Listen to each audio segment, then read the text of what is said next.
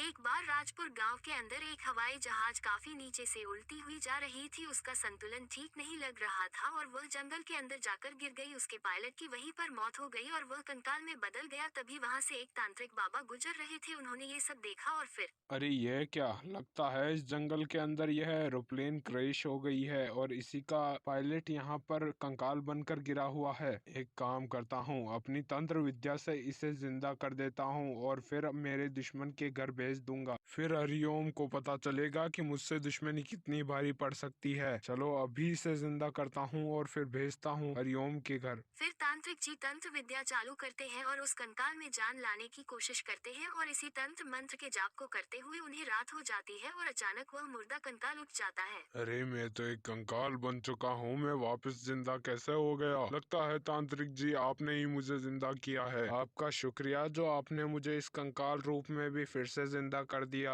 अरे पायलट भूत, मैंने सिर्फ शुक्रिया के लिए तुम्हें नहीं जगाया, बल्कि तुम्हें मेरा एक काम करना पड़ेगा, इसीलिए मैंने तुम में जान झोंकी है। तुम्हें गाँव के अंदर जाना है और मेरे दुश्मन हरिओम के घर जाकर उसे मारना है। उसका घर बिल्कुल गाँव के अंत में है। तुम्हें बस सीधे चलते जाना है और तुम्हें अंत में वह घर मिल जाएगा। ठीक है तांत्रिक जी, अब मैं सीधा उसको मारने के बाद ही आपसे मिलूंगा। और उसके बाद वह कंकाल उस जंगल से चला जाता है और हरिओम के घर उसे मारने के लिए आता है। हरिओम अपने बेड के पास खड़ा था, वहाँ पर पायलट चाकू लेकर जाता है। अरे बाप रे पायलट भूत, तुम कौन हो और मेरे घर पर क्यों आए हो? तुमने अपने हाथ में चाकू क्यों पकड़ रखा है? तुम मुझे मारने के लिए तो नहीं आए। हरिओम, तुमने बिल्कुल सही कहा, मैं तुम्हें मारने के लिए ही आया हूँ और अब यह चाकू घोंप कर मैं तुम्हें मार दूंगा। उससे तांत्रिक का बदला तुमसे पूरा हो जाएगा। अच्छा, तो मतलब उस दुष्ट तांत्रिक ने ही तुम्हें भेजा है मुझे मारने के लिए? सच में वह तांत्रिक बहुत ही ज्यादा दुष्ट है।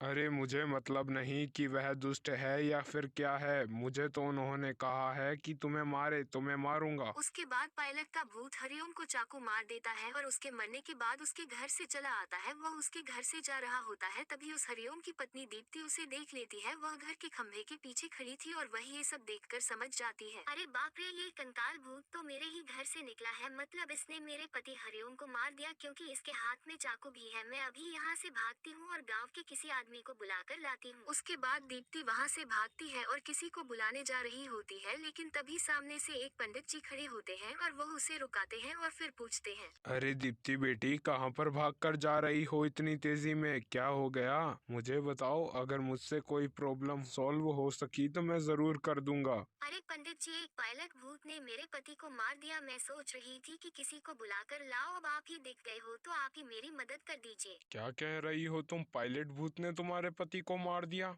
मतलब सुबह जो एरोप्लेन जंगल के अंदर जाकर गिरा उसका पायलट भूत बन चुका है और हमारे गांव के अंदर आकर तुम्हारे पति को मारकर चला गया? चिंता मत लो, उसको मारने का उपाय है मेरे पास। अगर हम उसके प्लेन को जला देंगे तो हम उसे मार पाएंगे, क्योंकि वह भी जलकर राख हो जाएगा। फिर वो दोनों भागते हैं और भागकर जंगल के अंदर उस एरोप्लेन के पास पहुंच जाते हैं। अच्छा, तो यहाँ पर पड़ा है ये एरोप्लेन। अब मैं इसे मंत्र के जाप से जलाकर राख कर दूंगा और उसी के कारण इसका मालिक यानी कि वह पायलट भी जलकर राख में तब्दील हो जाएगा। ऐसा बोलकर पंडित जी मंत्र पढ़ना चालू करते हैं और वह हवाई जहाज जलने लगता है। वह काफी देर तक जलता है और थोड़ी देर जलने के बाद राख में तब्दील हो जाता है और बहुत बड़े राख के ढेर में बदल जाता है। और वहीं पर तांत्रिक के पास खड़ा वह पायलट भूत भी जलने लगता है और तड़प कर जलते हुए राख में तब्दील हो जाता है।